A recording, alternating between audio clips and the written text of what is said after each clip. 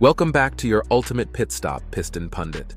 The global engine is misfiring, and the world order that once ran smoothly with America at the center is now shaking under President Donald Trump's second term. Longtime allies and major regions are easing off the throttle, quietly pulling back from the United States in ways that show up in travel data, trade decisions, and shifting alliances. No dramatic announcements, just measurable behavior, declining tourism, and retaliatory economic moves, signaling a new geopolitical road ahead. So how did the world reach this turning point? Here are the developments.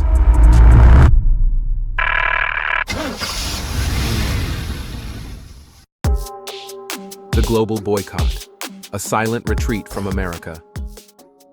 Only a few years ago, the United States still operated as the world's gravitational center, drawing travelers, shaping alliances, and anchoring global democracy. Today, that pull is noticeably weaker. The shift didn't arrive with dramatic headlines, but through gradual declines that formed a clear pattern. By mid-2025, travel data showed the US was the only major destination where foreign visitor spending was shrinking. What began as a mild dip turned into a steady drop in arrivals from Europe, Asia, Africa, and especially Canada, leaving airports quieter and hotel occupancy slipping in key states. Billions in lost spending were confirmed by the World Travel and Tourism Council, while other regions enjoyed tourism booms. Analysts called it a sentiment collapse, driven by emotion and perception, not just cost. Tougher visa rules, revived travel bans, and stricter border checks made the US feel unpredictable, while Trump's rhetoric amplified unease. No nation has declared a boycott, yet global behavior resembles one. The world isn't confronting America, it's quietly stepping back. And among all the regions quietly stepping back, none reflects this change more personally than America's closest neighbor. Canada's cold turn, a trusted ally, steps back. Canada, long one of America's closest and most dependable partners, now reflects a dramatic shift in sentiment. The once steady flow of Canadian visitors entering the United States has declined for 9 straight months, despite a favorable exchange rate that should have boosted cross-border travel.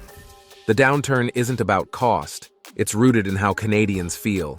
Trump's 51st state remark landed poorly, while new fingerprinting rules for stays over 29 days frustrated longtime snowbirds who own U.S. property. Border towns from Buffalo to Montana are reporting some of their weakest tourism seasons in decades, with marketing incentives doing little to reverse the slide. Many retirees who once wintered in Florida or Arizona are now choosing Mexico, the Caribbean, or Southeast Asia instead. The clearest symbol of change. For the first time in nearly 20 years, outside pandemic anomalies, more Americans are driving into Canada than Canadians heading south. Canada isn't turning hostile, it's quietly turning inward, expressing its stance through travel choices and spending. Before we delve deeper, do us a favor and smash that like and subscribe button. This helps us reach more auto enthusiasts just like you. And as Canada turns inward, another key pillar of the Western Alliance is quietly reconfiguring its position on the global stage. Europe breaks formation, a new Western power shift. Across the Atlantic, Europe is redefining its relationship with the United States, not through dramatic rupture, but through steady distancing. Once bound by shared values and decades of defense cooperation, Europe is now reassessing its reliance on Washington under Trump's second term. Germany's major travel agency, Der Tour, reports a sharp and persistent drop in U.S. bookings, while official data shows fewer Germans migrating to America and more Americans moving to Germany. Evidence of shifting sentiment, not just travel choices. Political tensions have deepened the divide. European leaders were stunned when the U.S. aligned with Russia, North Korea, and Belarus in a UN vote on Ukraine, breaking long-standing Western unity. The incoming German chancellor's call for Europe to achieve independence from the USA reflects a generational shift, echoed by France's consideration of extending its nuclear umbrella across Europe. Europe isn't severing ties, it's preparing to operate without America at the center. The rise of the E5 defense coalition underscores a continent charting a more independent path. And while Europe redraws its alliances, another major region is quietly reconsidering its long-haul relationship with the United States. Asia turns inward. Long-haul travel quietly dries up. Asia's shift away from the United States is quieter than Europe's or Canada's, but potentially more impactful. For decades, America was a top destination for Asian tourists, students, and business leaders. But in 2025, long-haul travel from Japan, South Korea, India, and China has weakened as regional trips surge. A stronger US dollar, rising airfare, complex visa rules, and the new $250 visa integrity fee have pushed many families and students toward easier, less political destinations. Yet the deeper issue is perception. Many Asian travelers now view the US as unpredictable and less welcoming. Tourism boards in Japan and South Korea are promoting regional travel, fueling a boom across Asia.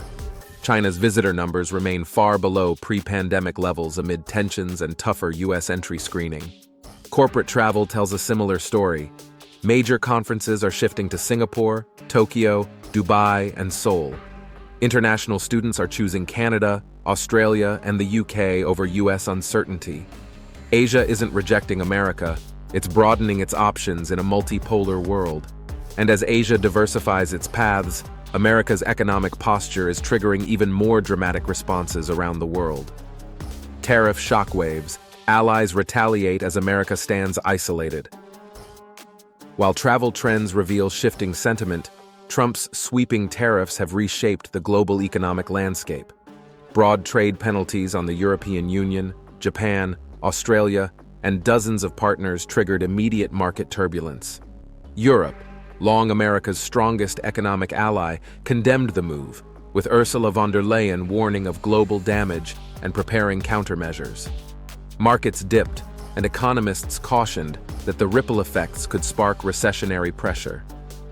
Australia, a major supporter of the AUKUS Pact, expressed shock after facing new steel and aluminum tariffs. Canada halted trade negotiations entirely. Even Japan, one of Washington's closest partners, was hit with tariff penalties, raising concerns about automotive and tech supply chains. These actions reinforce the perception of a U.S. foreign policy driven by unpredictability rather than long-standing alliances. Beyond economics, the tariffs highlight growing isolation. Nations aren't rebelling, they're reorganizing. Europe and Asia are strengthening regional alliances, supply chains are shifting away from U.S. dependence, and multinational firms are reducing exposure to American volatility. The world is quietly preparing to operate without America at its center. And together, these trends lead us to a stark and unavoidable conclusion. Verdict: America confronts a world moving without it. The global shift unfolding in 2025 isn't the result of dramatic confrontations or fiery speeches. It's a collection of quiet but decisive behaviors. Shrinking tourism, diverted investment, recalibrated alliances, and a steady reduction in global reliance on Washington. What appears on the surface as a tourism slump is, underneath, a deep renegotiation of trust, influence, and leadership. Nations once aligned with the U.S. are strengthening bonds with each other, seeking stability in regional partnerships, or simply looking inward. The question now is whether this transformation is a temporary reaction, or the start of a long-term geopolitical realignment. Can the United States rebuild the confidence of its allies?